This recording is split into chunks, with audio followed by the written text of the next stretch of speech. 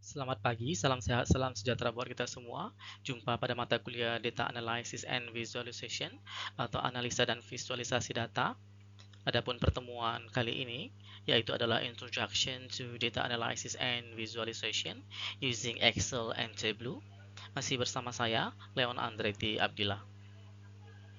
Assalamualaikum warahmatullahi wabarakatuh. Selamat siang. Salam sehat dan sejahtera buat kita semua. Selamat datang rekan-rekan mahasiswa yang saya cintai dan banggakan dimanapun Anda berada. Semoga selalu dalam keadaan sehat walafiat dan dalam lindungan Allah Subhanahu wa Ta'ala. Amin ya Rabbal 'Alamin.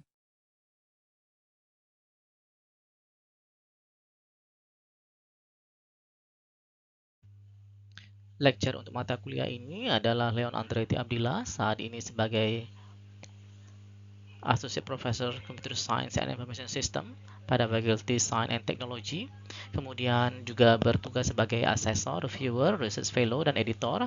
Asesor BKD di Kemdikbud, kemudian reviewer di Kemdikbud, research fellow INTI International University Malaysia, serta research fellow Tsinghua University Taiwan, dan menjadi editor pada sejumlah international journal dan conference.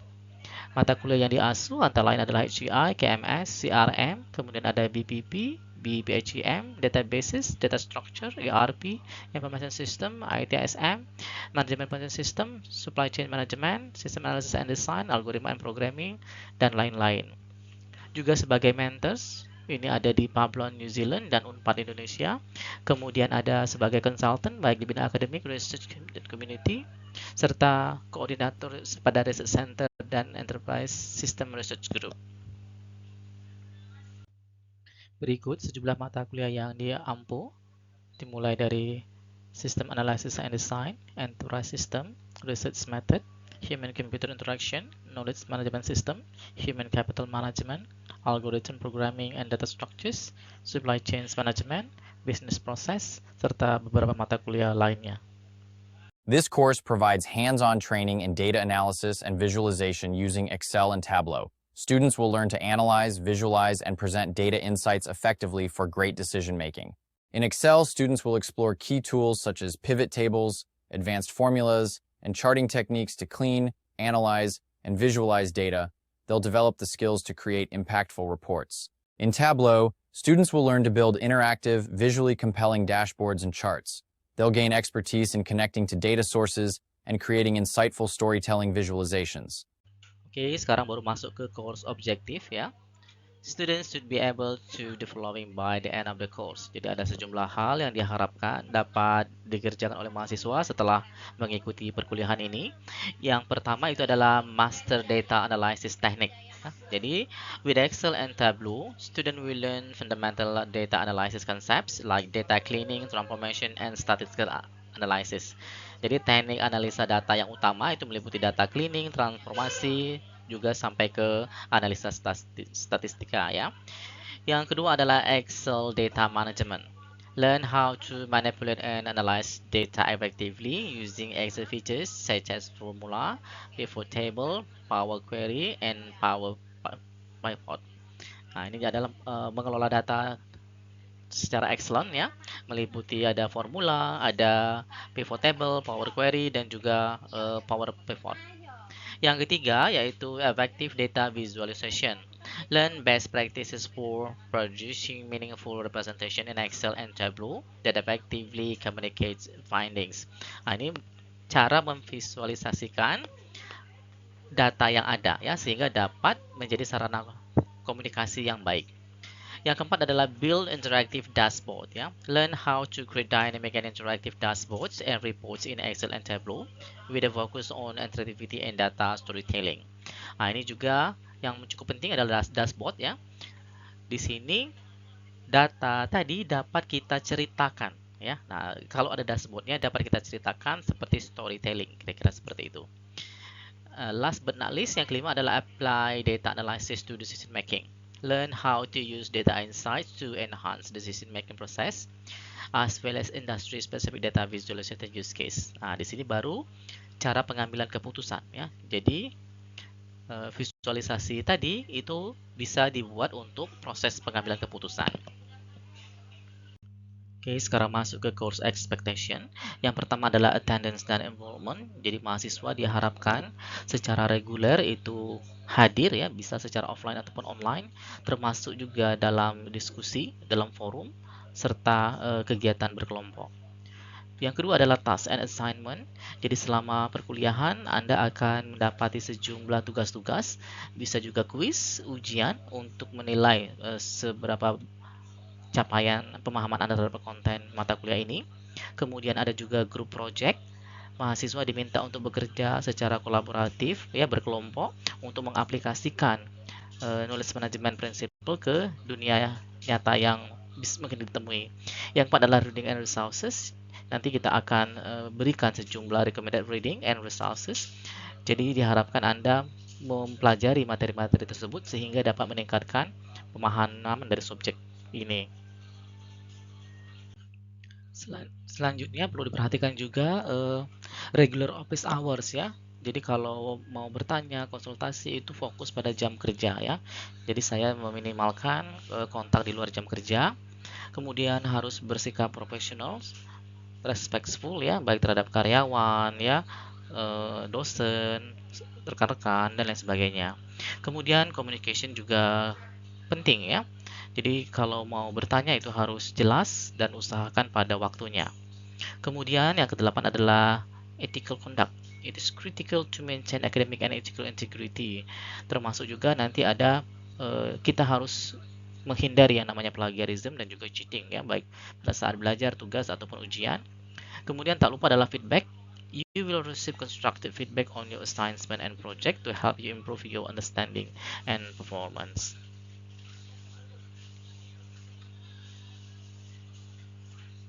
Oke, kita mulai dari data and information overview.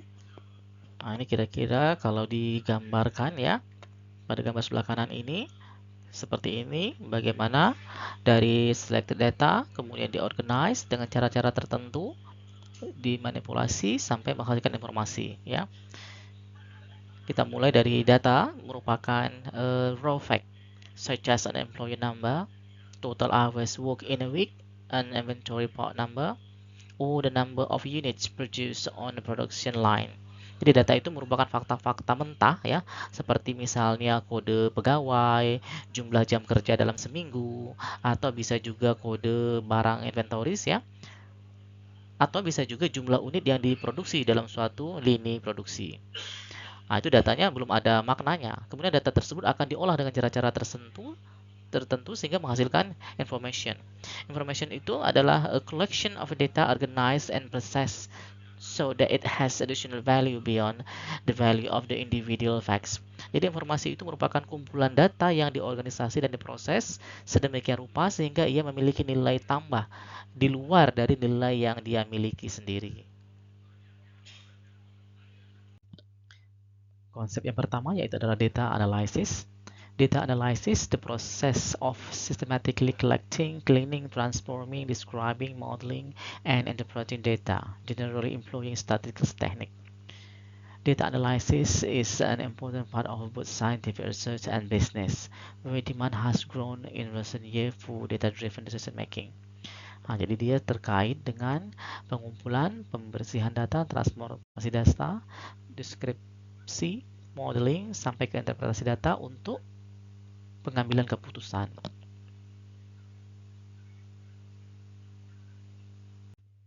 Visualization by displaying complicated data sets in graphical formats like maps, graph, or charts. Visualizations make them easier to understand. Wilkie 2019.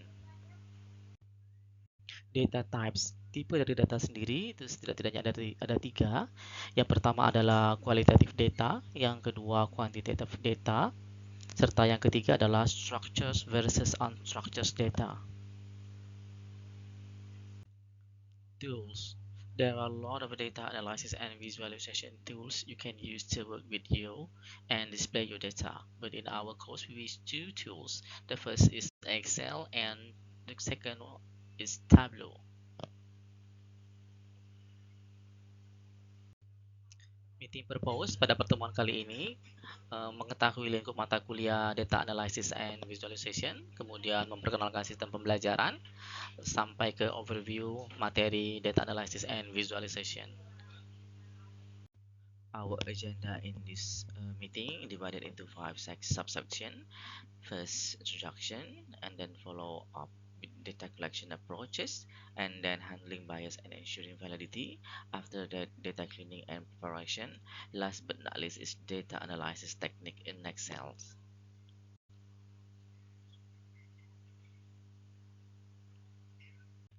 Introduction. First, we need to know what is data collection. Data collection is the process of collecting data aiming to get insights regarding the research topics. The process of gathering and analyzing accurate data from various sources to finances to research problems, trends, and probability, etc., to evaluate possible outcomes.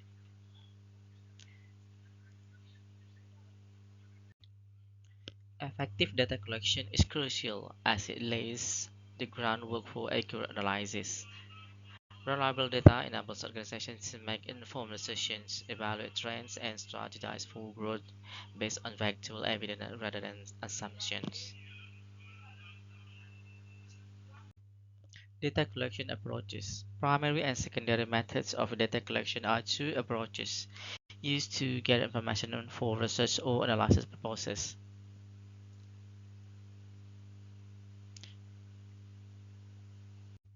Oke, kelompok yang pertama itu adalah primary data collection. Involve the collection of original data directly from the source or through direct interaction with respondents. Jadi ini melibatkan pengumpulan dari data secara original yang diambil secara langsung dari sumbernya, atau bisa juga interaksi dengan responden. Ada banyak macamnya, tapi kita akan ulas ada 3 ya. The first is surveys, get quantitative data from a large sample using structured questions. Ada juga interviews, uncover qualitative insight from individuals using open-ended question. Kemudian experiments, conduct control tests to measure the impact of variables, providing reliable data. Untuk primary collection yang pertama itu surveys. A survey design provides quantitative description of trends, attitude, and opinion of a population, or test for association among variables of a population by studying a sample that populations. Jadi ini menyediakan suatu rancangan deskripsi kuantitatif yang berhubungan dengan tren, attitude, atau pendapat dari suatu populasi. Bisa juga tes yang berhubungan antar variabel dari populasi dengan melakukan studi atas sampel dari populasi tersebut. Untuk desain dan implementasinya dimulai dari defining objektifnya, lanjut ke pemilihan question types, setelah itu baru select representative sample, jadi pemilihan sampel, serta yang terakhir adalah data analysis. Ini analyze survey response using statistical methods.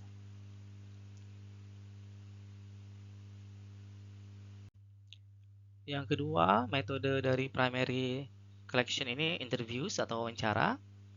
Biasanya in qualitative research, data collection is not guided by data, but is guided by facts found during field research. Jadi biasanya data dikumpulkan itu tidak dibimbing oleh datanya, tetapi oleh fakta-fakta yang ditemukan pada bidang risetnya. Although structured interview are generally associated with qualitative research, they can also be used in quantitative investigation. Jadi bisa juga dipakai untuk investigasi secara kuantitatif.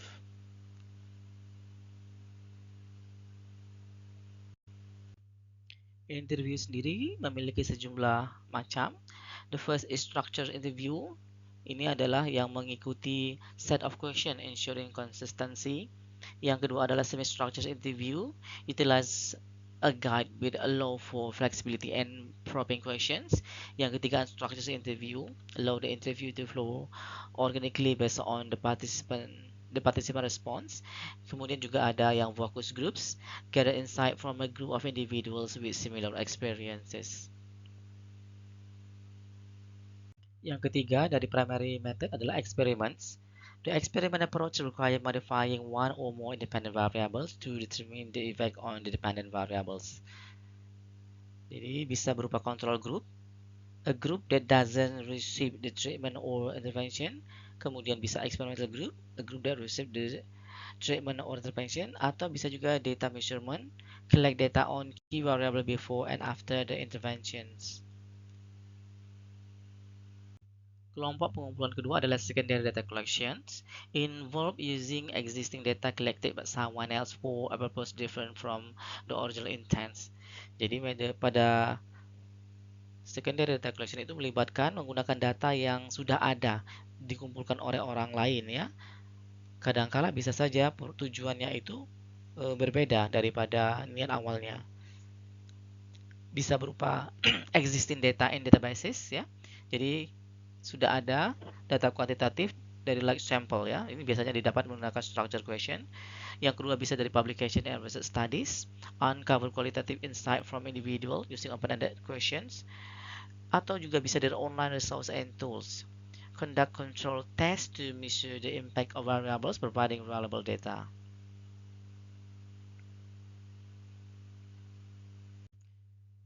Yang pertama, existing data in databases. Existing data refer to the information that has been previously collected and stored in various databases. Jadi ini merupakan informasi yang telah sebelumnya dikumpulkan dan disimpan pada beragam databases. Selanjutnya, researchers can tap into these databases to get insight without needing to collect new data. Jadi bisa mengambil insight ya tanpa harus melakukan pengambilan data baru lagi. Example include government databases, academic research data, and private research databases, which can provide a rich source of secondary data for analysis. Ini contohnya bisa database pemerintahan, atau bisa data penelitian, atau juga bisa dari data industri ya, swasta, yang bisa menciptakan suatu sumber untuk analisis bagi secondary data.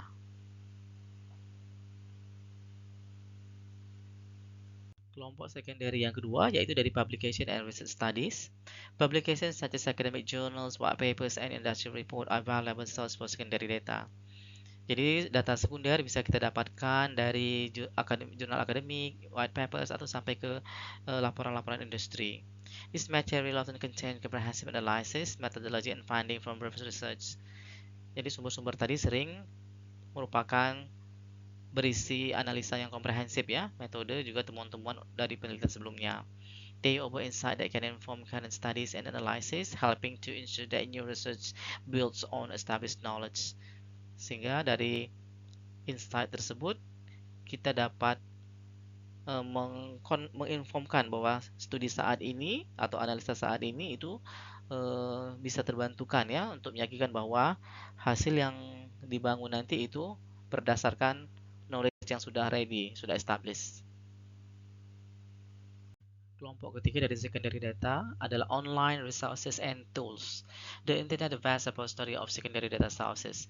Tentu saja ya, internet ini merupakan repository yang sangat besar ya bagi sumber data secondary. Online resources include data sets available on website, specific data repository, and public data portals. Jadi online resource itu bisa meliputi dataset yang tersedia pada suatu website atau juga specific data repository dan bisa juga pada public data portals. Tools such as Google Scholars, Data.gov, and various statistical aggregator enable researchers to access and extract valuable dataset information for analysis. Jadi tools yang bisa digunakan itu bisa Google Scholar atau Data.gov atau bisa juga statistical aggregators ya. Selanjutnya adalah handling bias and ensuring validity. Sampling bias, avoiding selecting non-representative sample. Jadi supaya yang termasuk dalam sampling bias itu adalah kita harus menghindari memilih sampel yang tidak mewakili ya dari populasinya. Kemudian measurement bias, use consistent and reliable methods for data collection. Jadi kita harus menggunakan metode yang konsisten dan reliable. Yang ketiga, confirmation bias, be aware of your own assumption biases. Nah, kita juga harus berasumsi yang baik ya, tidak berasumsi sendiri. Selanjutnya, data cleaning and preparation in Excel. Dimulai dari data validation, cek data for accuracy and completeness. Kita cek akurasi dan kelengkapan datanya. Then data transformation, clean and organize data for analysis. Transformasi data dengan cara dibersihkan dan disusun data untuk analysis. Kemudian baru data aggregation, combine data from different sources for analysis. Kita gabungkan data dari sumber-sumber yang berbeda untuk analisanya.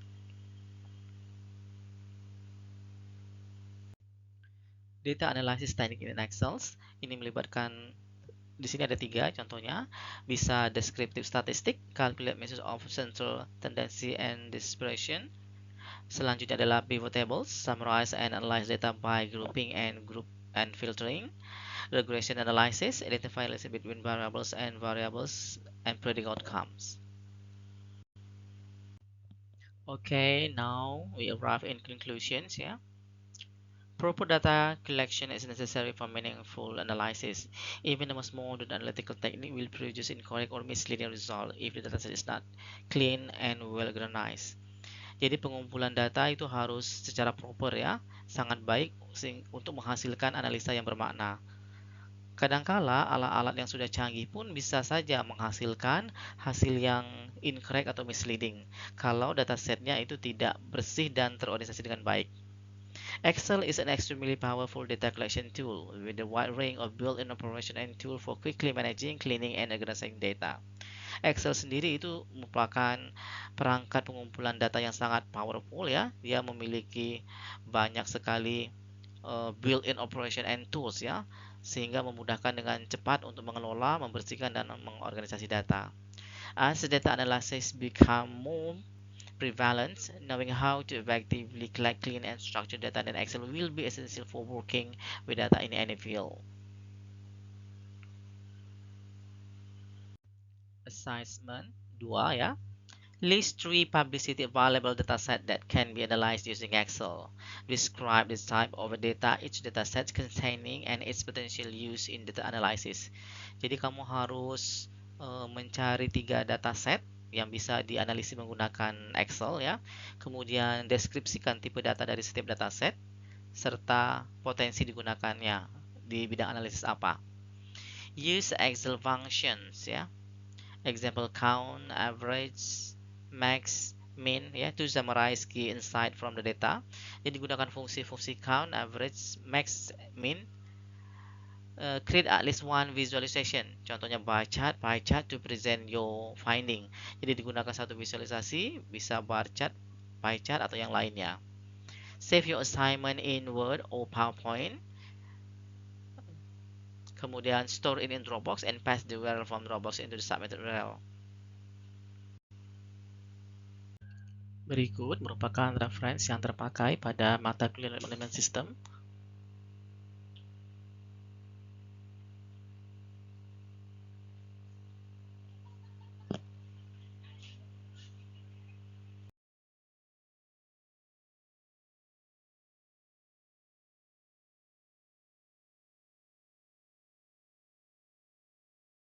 Thank you. Don't forget to watch, like, comment, share, and subscribe at Leon Abdillah. See you again.